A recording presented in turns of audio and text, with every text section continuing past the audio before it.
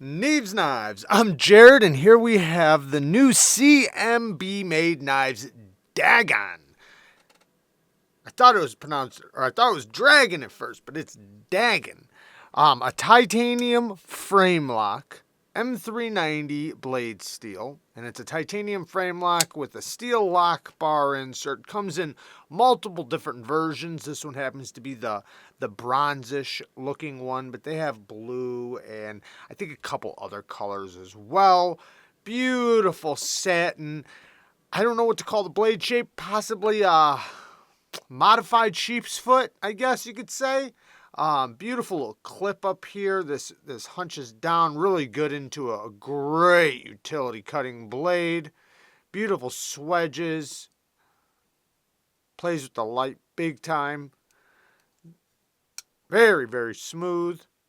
There's this beautiful like micro machining, micro milling pattern. I don't think it'll come over the camera. I'm going to try to get it.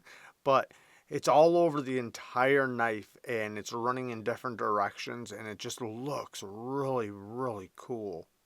I can perfectly see it with my eye, but the camera is not going to do it justice. Very minimal flipper tab here.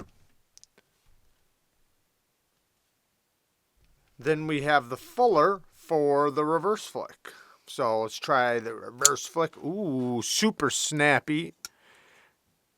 Detent is definitely not too strong for the reverse flick here. You can even thumb flick it. Now lefties, I mean, you can do it. I'm not sure if you'll be able to go up high up here, like up here, but down here where I'm getting it at, it works just fine, and my finger's on the lock bar. The lock bar cutout is on the inside of the lock bar. That's awesome. Better than being on the outside. So the clip is riding on a nice smooth surface, and CMB Made Knives clips, they work great. So this one is going to slip in and out of the pocket very nicely, especially on that nice flat spot. The screw for the clip is on the inside, so it's hidden hardware. You can kind of see it right there. But otherwise, T8 hardware all the way around. The flipper, nice flipping action. Very snappy, and it is a minimal flipper tab, or a minimal flipper, so I'm glad it's not a super strong flipper detent, because it sucks when you have a very tiny flipper and it's also a very strong detent. In this case, they tuned it just right. Now, I can technically fail it. I can tell I can fail it, but I meant to fail it that time. You can fail it, but you'd have to like try to fail it. I'm not going to fail unless if I try. So the detent is nice and solid. Great for both deployments.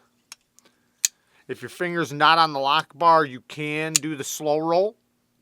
Now, the lock bar access is pretty good. They don't give you a cutout, but they knocked it down on both sides. So, it's pretty easy. Not going to complain too much. Very smooth on that drop, though. Good looking knife. Definitely attractive in a futuristic aerodynamic kind of way. It does have a little bottlenecking going with the handle. Then you do feel it. It gets slim right there. Comfort, it's good. It's not uncomfortable.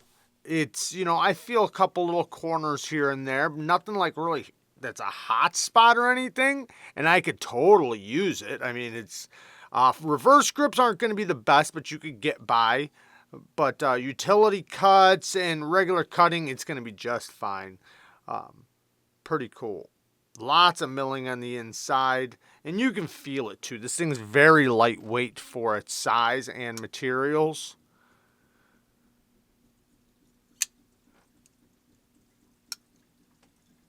Now, lots of great things here, man. This is pretty good. I do like it. I think CMB is doing a pretty killer job. They're kicking ass. So, what are some negative things that I see right off the bat? One is the plunge grind and choil. It's not.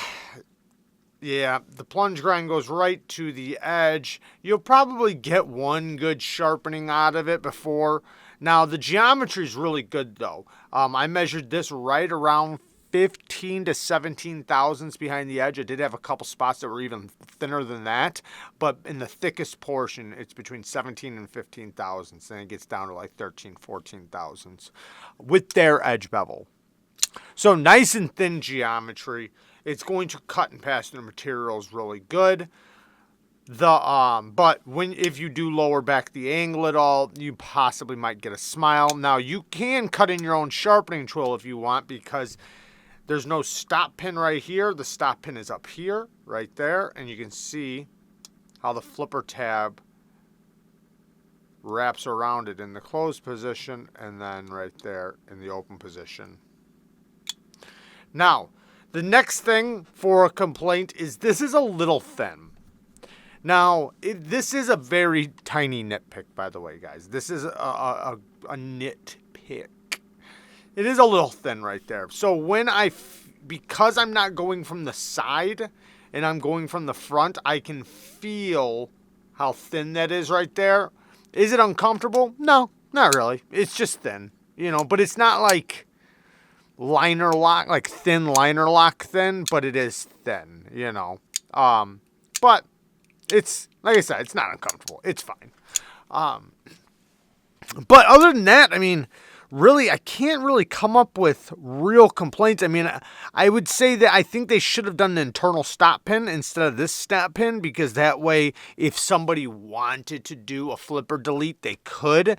In this case, you can't, and if you did, you just got to be very careful because of how the flipper tab wraps around the stop pin right there. If you cut that off, you could compromise that, but you could do it, but you just got to be careful. But lots of great things about it. I love that they put the cutout on the inside. I love that this clip looks like it's going to be nice and smooth in and out of the pocket. The geometry's good. The action is really good. Has a good look to it. Relatively comfortable in the hand. You can technically put your finger over the flipper tab right there for some heavier duty push cuts. Very smooth on the drop. It is a functional blade shape for EDC, and you got these little grooves up on the top. You can, kind of put your finger in different places for detailing work and things like that. M390. Oh yeah, this is the other complaint. There's one more complaint. So the M390. They say that they're heat treating their M390 between 59 and 61. I'm glad that they at least say it. So I want to give them credit for saying what they heat treated to or what it's HRC'd at. But that's a bit soft for M390. We'd rather see 61 being the low. They have 59 as their low. So what everybody sees when they see that is 59. 61 should be the low. It should be between 61 and 63. That would be 61 to 62 even. But 61 should be the bare minimum.